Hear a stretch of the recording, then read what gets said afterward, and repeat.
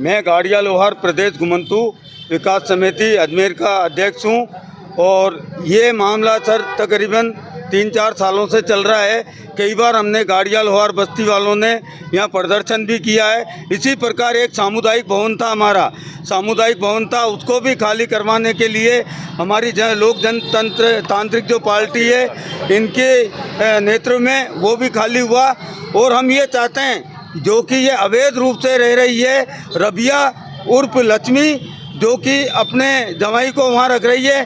गाड़िया लोहार समाज के 35 क्वार्टर अलॉट हुए थे और एक सामुदायिक भवन जो कि गाड़िया लोहार समाज के काम में आने वाला।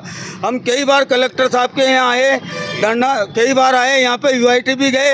यूआईटी वाले नगर निगम पे जहाँ सौंपते हैं, नगर निगम वाले यूआईटी पे, तो सब जब ये नगर सुधार न्यास ने अलॉट किया है, नगर सुधार न्यास के पास इसकी लिस्ट पड़ी हुई है।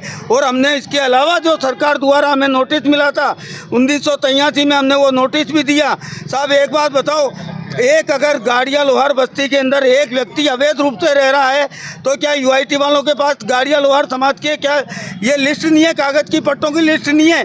तो साहब उससे सबूत मांग के उसको है जो तुरंत प्रभाव से सबूत मांग के उसे तुरंत प्रभाव से इसको सीज किया जाए और गाड़िया लोहार समाज का जो ये मकान है, जो क्वार्टर है, ये गाड़िया लोहार को सौंप दिया जाए। और ये कई बार हमने जब धरना प्रदर्शन भी किया और कई बार एप्लीकेशन भी देने के लिए गए तो ये जिसने कब्जा कर रखा है वो हमको बोलते हैं, बोले ज़्यादा बोले तुम्हारे हाथ पैर तुड़वा दूंगी, कटवा दूंगी।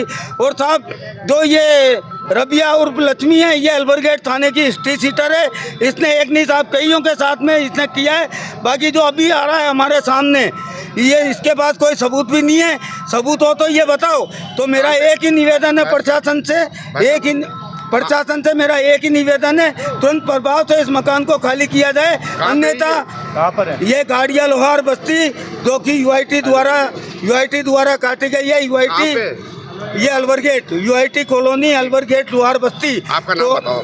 मेरा एक ही निवेदन है साहब, अगर ये कलेक्टर साहब अभी मान जाते हैं सही है, नहीं तो इसके बाद हम अपना धरना प्रदर्शन करेंगे। हम हमारी गाड़ी घोड़े और जो भी हमारा खाने कमाने का सामान है वो यहाँ लाके और हमारा धंधा यहीं चालू करेंगे हम। आपका नाम बताओ। मेरा नाम राजेश लोहार, प्रदेश घुमंतु गाड़िया लोहार विकास समिति अजमेर।